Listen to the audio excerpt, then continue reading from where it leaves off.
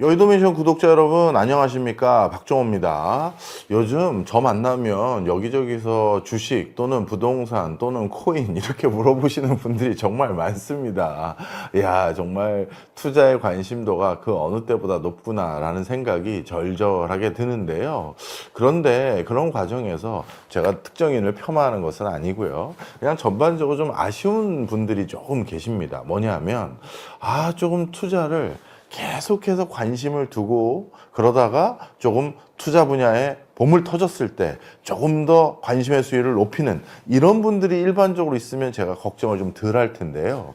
한동안 주가 쫙 빠지면 이제 주식은 나 쳐다도 안 봐, 그렇게 전혀 다른 일 하시다가 주가 좀 좋다니까 갑자기 확 와가지고 뭐 사면 돼요? 어떻게 하면 돼요? 이게 물어보시는 듯한 분들 솔직히 있습니다. 근데 그거는 대화를 나누다 보면 아주 자연스럽게 확인이 되고 드러나거든요. 그래서 그런 분들께 어떻게 하면 좀 조언을 드릴 수 있을까 고민을 많이 하던 찰나에 제가 찾던 책 하나가 있어서 이렇게 홍보해 드리려고 이렇게 자리에 섰습니다. 우리가 누군가에게서 진심 어린 한마디를 들을 절묘의 타이밍은 언제인가요? 그럴 수 있는 사람, 또 그럴 수 있는 시기, 이게 따로 있을 겁니다. 그런데 저만 하더라도요, 꼭 오늘 이것도 기억해 주십시오. 저도 40대인데요. 40대 저도 제 인생에서 처음입니다. 자, 무슨 소린지 이해하세요? 저도 40대가 지금 처음이라고요.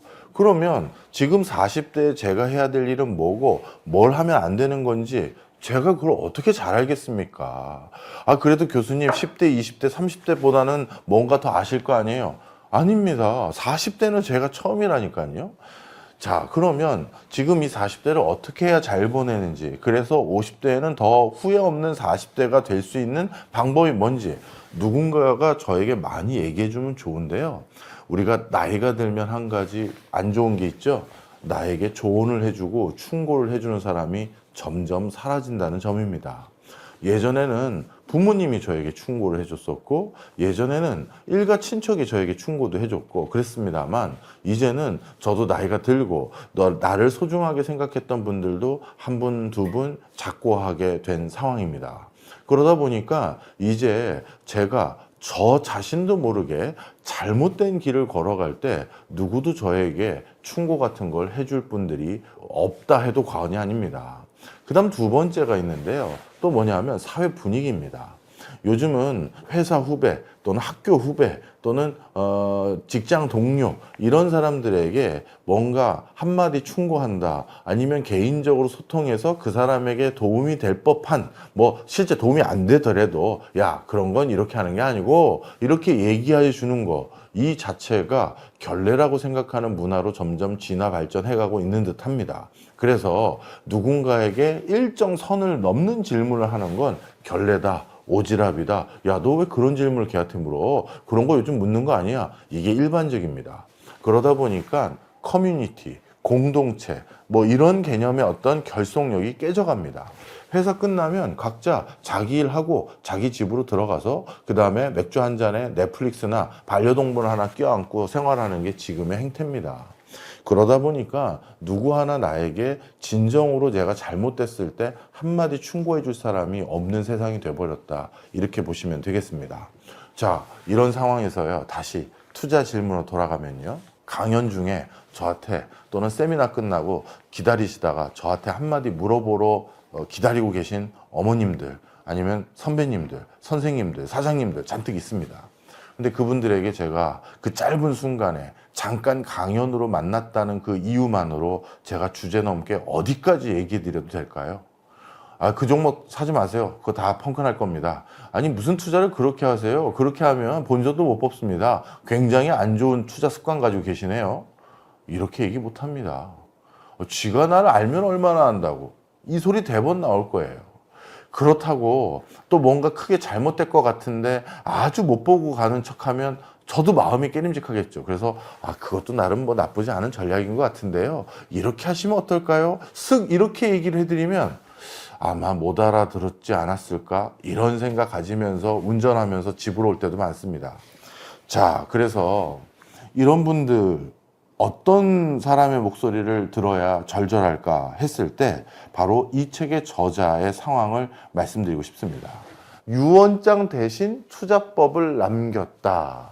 자, 타짱이라는 나름대로 의사 선생님이신데요. 이 사람이 어느 순간 시한부 선고를 받습니다.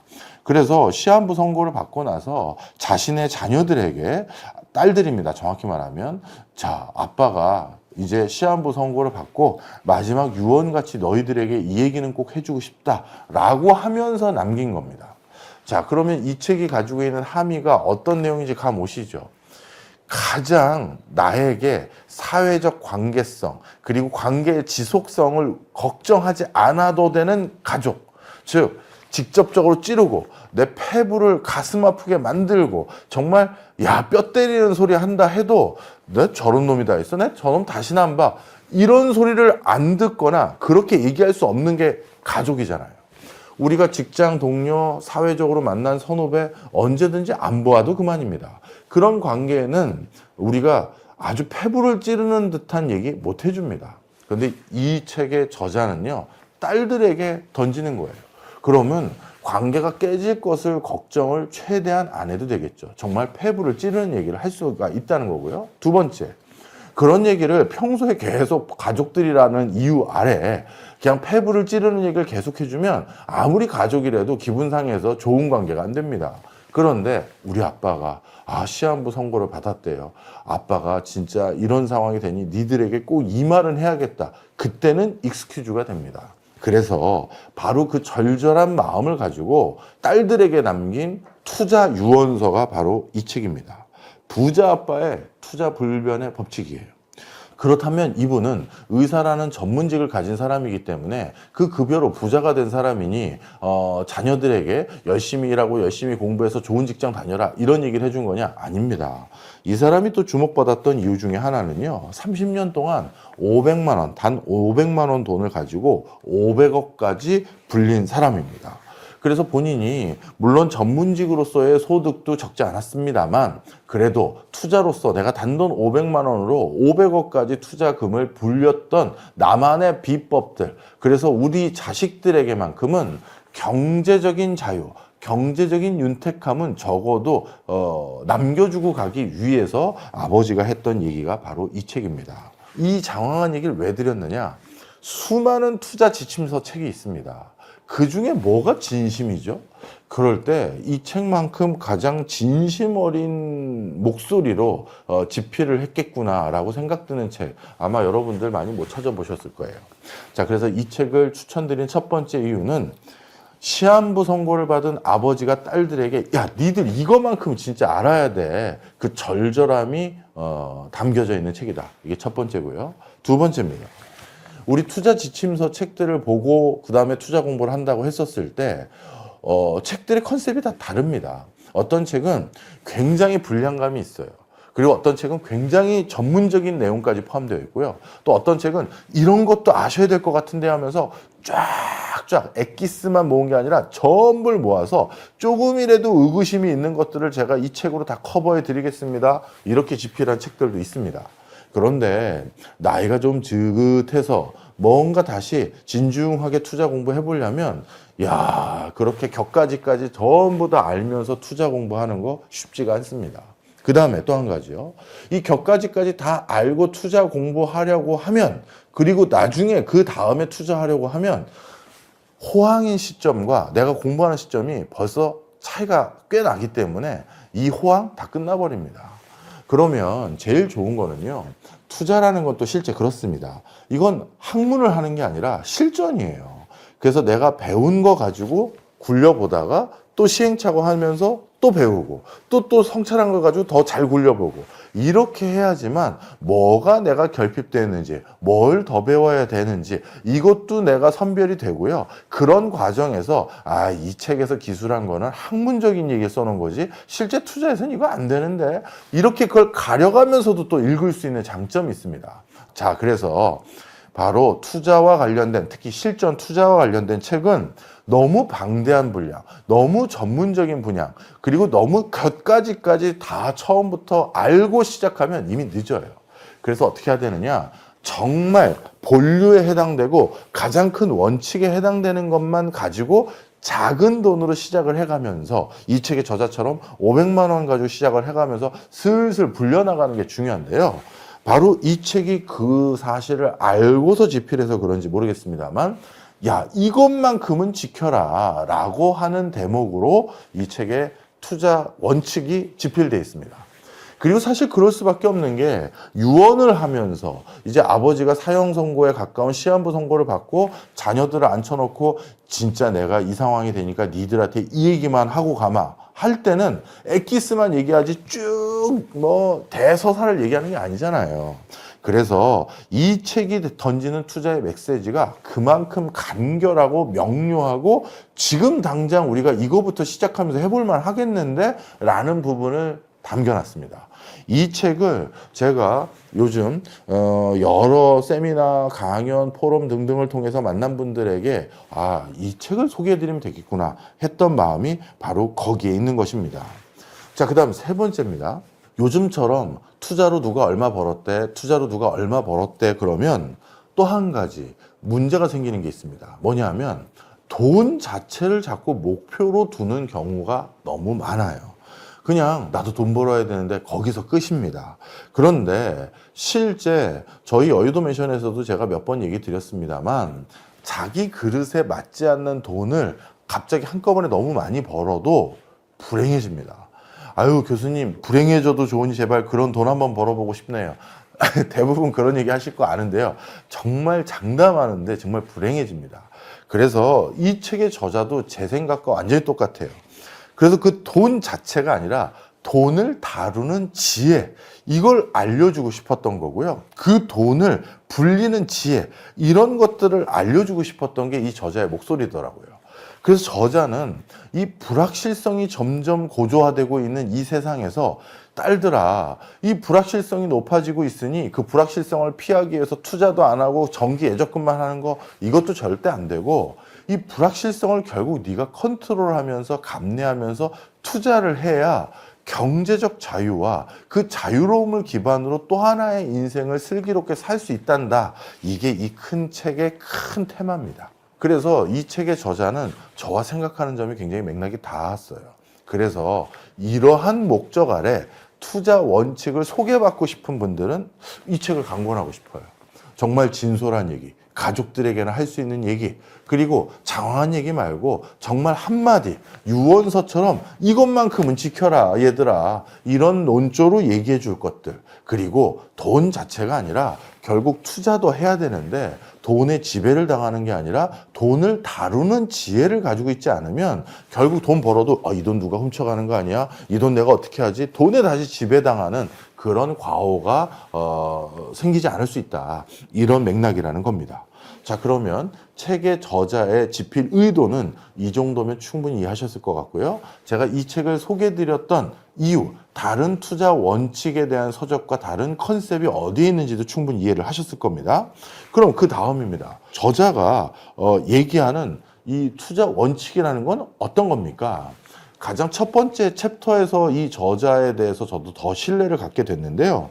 이 첫 번째 챕터는 20대 초반에 500만 원 돈으로 투자를 시작해서 각종 시행착오를 거쳤고 실패와 그걸 극복했던 본인의 개인 서사를 적어놨습니다. 제가 몇 가지 기억 남는 것들만 좀 가져왔는데요. 본인이 세가라는 게임 회사를 발굴해서 투자했던 일화, 호주 금광업에 투자했던 일화, 그리고 소비자 금융의 대표적인 회사에 투자했던 일화, 이런 것들을 어떻게 발굴했고 그 발굴에서 어떤 수익을 거두게 됐는지에 대한 소소한 자신의 투자의 경험담들을 그대로 앞에 알려줍니다. 그래서 내가 이런 투자 경험을 했단다 하면서 아이들이 호기심 어리게끔 만들고, 아빠 그러면 그 돈 가지고 이렇게 된 거예요? 와 대박, 이렇게 하면서 저도 좀 알려주세요, 이런 훅을 거는 거죠. 이렇게 하는 게 그 앞부분에 있는데요. 그럼 우리 아빠는 투자에 성공만 해왔던 거냐? 그게 아닙니다. 이 책의 저자가 뒤에 소개해주는 여러 투자 원칙들을 보면 시장 앞에서 굉장히 겸손하고 겸허해야 된다는 걸 절절히 알고 계세요. 그 이유가 왠지 봤더니 첫 번째 챕터에 그 이유가 담겨져 있어요. 20대 초반부터 투자에 관심을 갖고 나름대로 적지 않은 투자 성과를 거뒀던 이 사람에게 큰 시련이 닥친 게 2008년 글로벌 금융위기입니다. 이때 자신이 모았던 재산의 절반보다 좀 안 되는 한 30-40% 돈을 전부 다 날려버리는 그런 위기를 경험하게 되는데요. 이 저자는 그 위기를 또 어떻게 극복했는지 이 책에서 또 기술을 하고 있습니다. 그래서 본인이 바로 어떤 투자 종목에서 어떤 해안을 발휘해서 성과를 냈고 위기 때는 또 어떤 판단을 하게 됐는지 맨 앞에 써놓습니다. 그래서 아빠가 말이야 살아오면서 이런 걸 해봤더니 그래서 아빠가 이렇게 부자가 됐단다. 니들도 관심 있지 않니? 라고 어떻게 보면 자식들도 아빠가 또 잔소리 하려고 하네. 이럴까봐 앞에서 요즘 사람들이 가장 관심 있는 주제잖아요. 경제적 윤택함, 부자 되는 거. 그거에 대해서 이렇게 됐단다라고 한번 보여주는 거예요. 그러면서 아빠 그럼 어떻게 이걸 한 건데요? 라고 했었을 때 한마디 교훈을 주면서 그 교훈을 실천하는 투자 원칙들을 얘기를 하는데요. 한마디 교훈은 일단 뭐냐 하면 투자는 절대 운이 아니다. 끊임없이 공부해야 되고 자기가 공부한 걸 까먹을 수 있으니 기록해야 되고 그리고 내가 세워놓은 투자 원칙들을 끝까지 지키려는 나만의 인내심 또는 자신과의 싸움이다.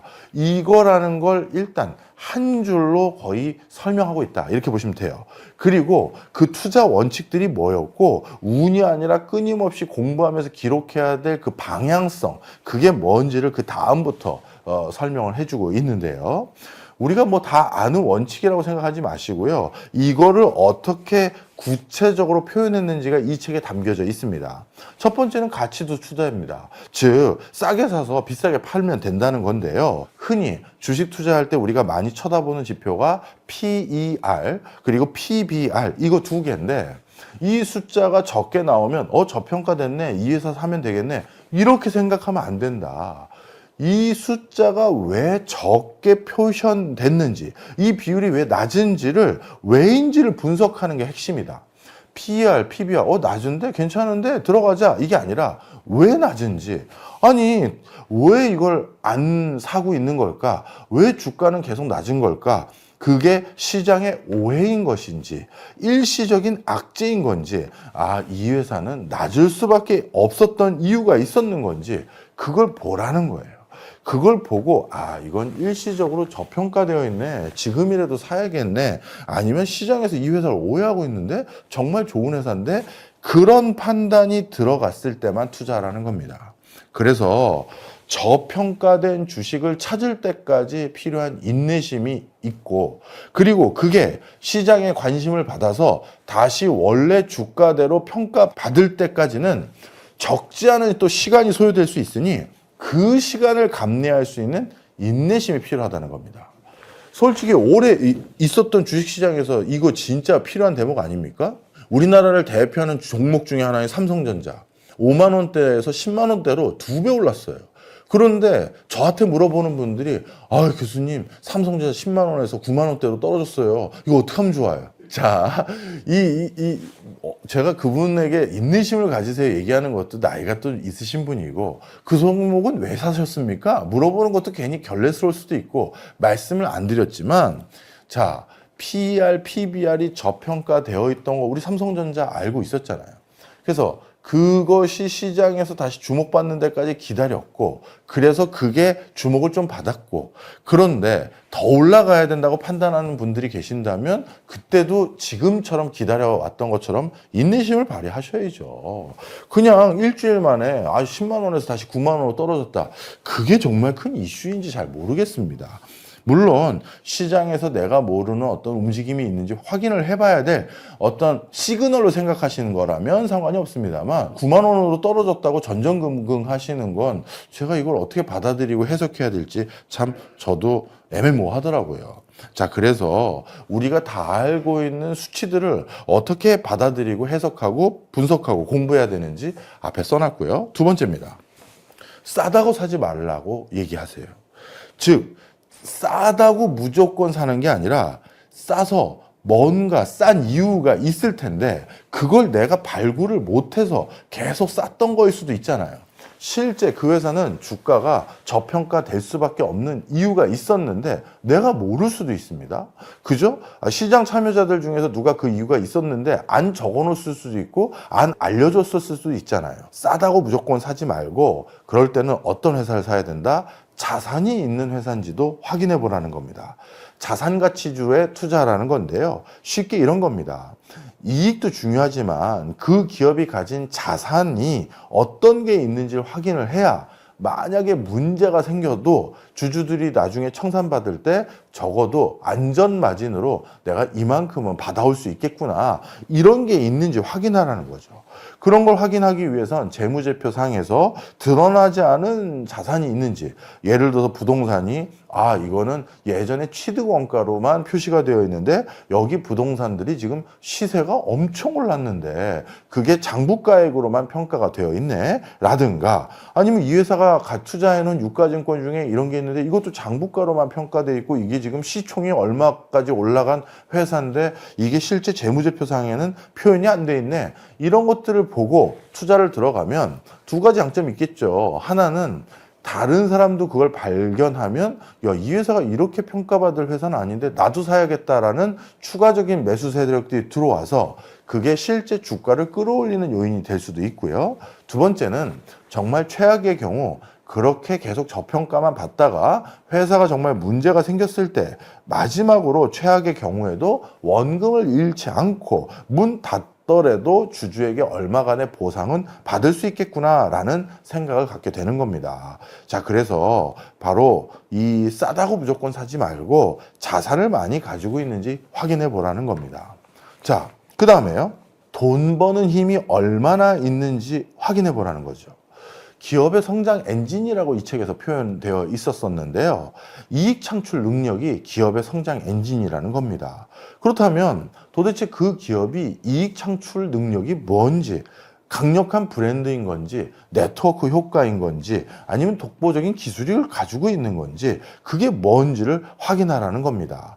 그리고 그 기술이든 브랜드든 네트워크가 점점 확장될 수 있는 것인지, 왜냐하면 주가는 결국 미래를 보고 투자하는 거잖아요. 그런 확장성이 있는 건지 확인해 보라는 거죠. 따라서 그런 것들이 무엇이 있는지 확인해 보지 않고서 투자하면 안 되고, 그게 얼마나 확장될 수 있는지 여부까지 확인하지 않고서 투자하지 말라는 겁니다. 그래서 단순히 주가가 올랐다고 파는 것이 아니라 성장세가 꺾였다라고 확인이 되거나 이제 경쟁 우위 요소가 사라졌다고 확인이 됐을 때 그때 판매하는 거다, 매도하는 거다. 판매가 아니라 매도라고 해야겠죠. 그게 바로 이 책의 저자가 얘기해주는 또 설명입니다. 요즘 제가 또 그 주변 그 강연 다니거나 세미나에서 만난 분들의 질문과 또 이 저자가 말하는 게 사뭇 다르잖아요. 요즘 저를 만난 분들이 얘기하시는 게 제가 삼성전자만 투자하는 사람은 아니지만 우리가 다 알고 있는 회사니까 그걸 예를 드는 겁니다. 오해하지 마세요. 또 이런 것도 오해하시는 분들이 많아서, 교수님, 삼성전자 이제 10만 원 정도 됐으니까 오를 만큼 오른 거잖아요. 이제 매도해야겠죠? 저자가 뭐라고 했죠? 올랐다고 매도하는 것이 아니다. 주가가 오른 거가 매도의 기준이 돼서는 안 되고, 아까 말씀드린 기술력이 어떻게 돼가고 있는 건지, 브랜드력이 훼손된 건지, 네트워크 효과가 줄어든 건지, 아니면 시장이 이미 다 장악해서 더 확장할 여지가 없어진 건지, 그거 확인하라고 이 저자가 얘기한 거잖아요. 그래서 저는 이 책의 저자가 얘기하고 있는 투자 원칙들만 읽어보셔도 저한테 이렇게 질문하지 않았을 것 같은데, 저분이 투자로 조금만 더 돈을 잘 벌 수도 있을 것 같은데, 이런 생각들이 많이 있었습니다. 적어도 투자로 돈을 더 많이 잘 벌진 않더라도 이 불안한 마음은 없이 투자하셨을 텐데, 이런 생각 들었던 분들도 많습니다. 하나만 더 소개시켜 드릴게요. 적자 회사야말로 보물 창고다. 이야, 이게 무슨 소리냐? 바로 또 삼성전자 얘기를 안 할 수가 없는데요. 바로 경기순환. 이 경기순환을 역이용해야 된다는 겁니다. 우리 반도체 산업이라든가 조선업이라든가 이런 것들은 가장 경기를 타는 대표적인 산업 부분입니다. 뭐 경기 민감주 이렇게도 표현을 해놨는데요. 반도체, 철강, 화학, 해운 다 경기 민감주인데요. 경기라는 것은 정말 올랐다가 낮아졌다가 올라갔다가 낮아졌다가, 우리 경제학 분야에는 경기 변동론, 또 경기 파장 이런 것들만 연구해서 박사학위 받은 사람들 즐비합니다. 자, 그래서 바로 이 경기 사이클이라는 게 있는데 일반적인 투자자들은 경기 안 좋아서 그 회사 적자다라고 하면 포트에 담질 못해요. 예. 왜냐하면 적자 기업에 투자하겠다. 잘 안 하는 행태거든요. 기관도 마찬가지입니다. 예를 들어서 고객 돈을 대신 운영해 주는 게 기관인데 적자 회사에 돈 투자했다라고 했었을 때 그게 남다른 이유가 있지 않고서는 고객들에게 클레임이 이만저만이 아니거든요. 너 그 회사 왜 투자했어? 너 만약에 그러다 손실 나면 네가 책임지는 거지. 이 소리까지 나온단 말이에요. 그래서 웬만하면 흑자를 보이거나 숫자가 찍히지 않는 것들이면 손이 그렇게 많이 가진 않는 편인데요. 그런데 우린 개인이지 않냐. 그래서 경기 민감주들은 언젠가 적자에서 흑자로 전환되는 그 시기가 있으니 모두가 팔 때 사야 되고 모두가 살 때 오히려 팔아라. 그래서 내가 이 경기 민감주에 해당되는 사이클을 타는 산업에 투자한 것인지 보고 거기에 맞춰서 대응하라고 또 표현을 해놓고 있습니다. 이것뿐만 아니라 주식이 보내는 신호를 놓쳐서는 안 된다는 의미, 그리고 작은 차이가 큰 수익으로 이어질 수 있다는 점들, 이런 것들을 쭉 얘기해 주면서 정말 자식들에게 아빠처럼 경제적으로 부유해지고 싶으면 이 원칙만큼은 꼭 지켜야 된다라고 유언처럼 시한부 선고를 받은 투자의 성과를 낸 아버지가 해준 자식들에게 보내는 메시지입니다. 요즘 뭔가 투자로 작은 돈을 벌었던, 큰 돈을 벌었던 심리적으로 울렁증이 생겼거나 어떻게 이제 이 다음은 해야 되는 건지, 지금 돈 빼면 너무 또 일찍 빼는 건 아닌지 걱정되시는 분들, 어떤 원칙으로 내 자금을 굴려야 되는지 이 책에서 조금 답을 찾아주셨으면 하는 바람입니다.